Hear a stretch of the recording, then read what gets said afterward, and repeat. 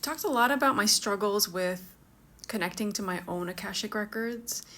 And I put up a little post on Instagram this morning, and I was like, all right, I'm going to do a little video just kind of explaining what connecting to my own records and becoming an Akashic Record reader has really kind of helped me with.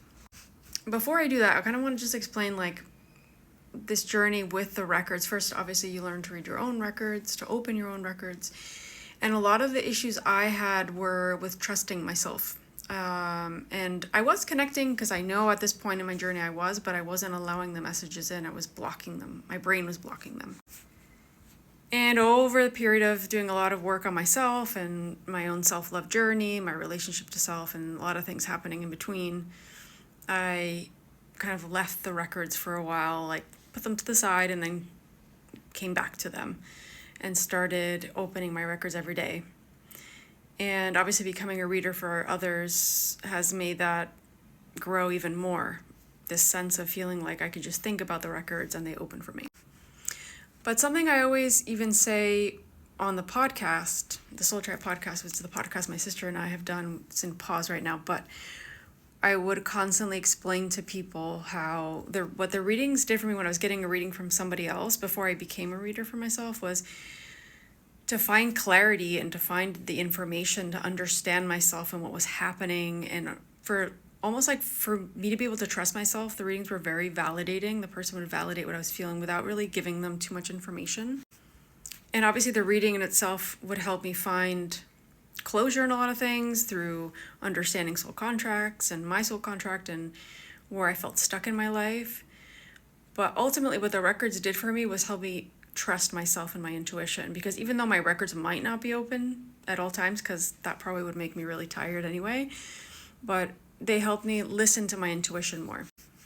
So I can now decipher into something I'm feeling in my body and something I'm thinking in my brain, because that was something sometimes I couldn't differentiate what was in my body and what was in my mind, my ego. Today I know that difference. I know it because obviously I've practiced it, but also I understand it from a spiritual sense. But because I've had so much practice listening to my body now and listening to the intuition in my gut. Some people call it intuition, some people call it gut. But ultimately it's about my higher self, my soul, being able to give me the messages. Some people talk about signs. For me, it's more in my body. I feel it. I can sense when something is on my path or when I have to move forward with something. And the records was a big part of me really trusting that. I was able to kind of ask myself, what feels right? What do I need? What's right in this case? What is the right decision for me? What is my path, right? I'm not saying it all came through right away, right? I think it's something sometimes depending on what we're talking about, right? It could be something that shows up over time as we listen to ourselves and we kind of connect to what we need. But ultimately I went from not being able to do that at all to now being able to say, wow, I know this is good, but I know I need to walk this path. This is what is going to be helpful and most aligned for me, because obviously through my records I was able to connect to my purpose and mission. But at a deeper sense, it's this profound inner knowing of, even though something might feel hard or it might feel like the difficult decision, I know it's right for me because I feel it. I can connect with it. I can tap into my inner wisdom of knowing that ultimately is what's most aligned for me. A lot of this also came through with journaling. So I was able to kind of connect to myself, breathe, listen to my body, and journal. And when I started writing and journaling, I always tell people journaling's so amazing, and it's almost like free thoughts and free writing of putting down anything that you're feeling that's come up in the day and working through it, not in a mental sense, but emotionally, pouring everything out on paper was really helpful for me on this journey as well. I think back and I was wow, I still have trouble making decisions. Sometimes I'm not saying this is something that it's I close my eyes and I know what's right for me. Sometimes they're really big decisions and they take time.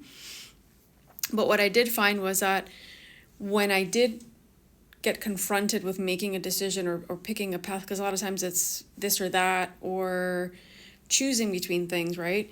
And in those cases, I wasn't feeling so torn anymore. I kind of just allowed something, I would be able to let go of something in order to walk on another path.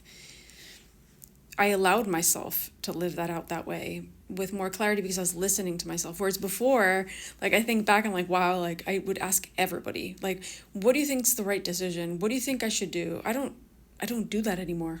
I don't do that at all, actually. It's something I haven't done in years. And yes, I can get somebody's opinion, like, what do you think about this? Is this something, this is what I'm thinking about?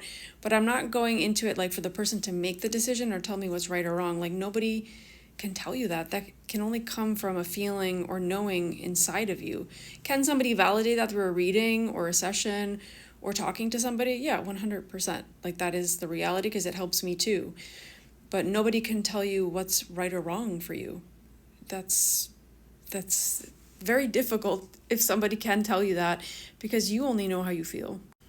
And I always remind people, like, you have free will. So even though somebody might tell you this is the most aligned path for you, like, I can do that in a reading. Somebody can ask me, like, I'm torn between this, or I could do this, or I could do that.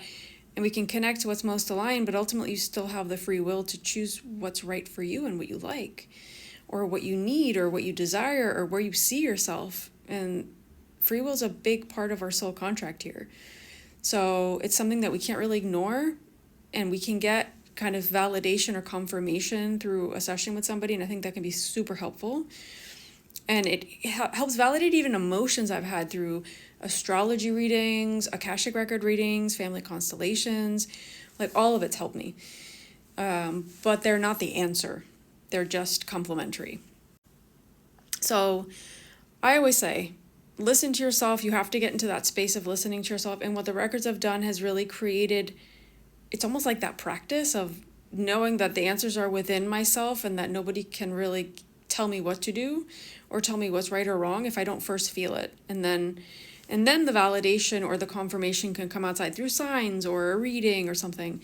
But ultimately, sometimes things need time to settle in our body for us to be able to know what's right. And we have to take time to breathe and sit and really feel into things. Journal, like I say, like journaling has been such a huge thing for me. And I lean on it a lot, especially when I'm doing therapy, which I'm like leaning into a lot now with a different kind of therapy that I've done before. Like, let me know if you guys want me to talk about that, and EMDR and all that. So yeah, I wanted to come and say that because I think a lot of times we think like we're born with this inner intuition. Sometimes we have to learn to come back into that because we've been programmed or we've lived a life that has felt where we've had to be too mental, or we'd have to kind of put our energy into other people. So it's hard for us to feel into our body or our needs. It's a coming back to ourselves. That's what intuition really is. It's coming back to your needs, coming back to yourself and listening to yourself. So it's just, yeah, something I just was thinking about when I did that post today. And I thought it's a kind of a nice reminder for everybody.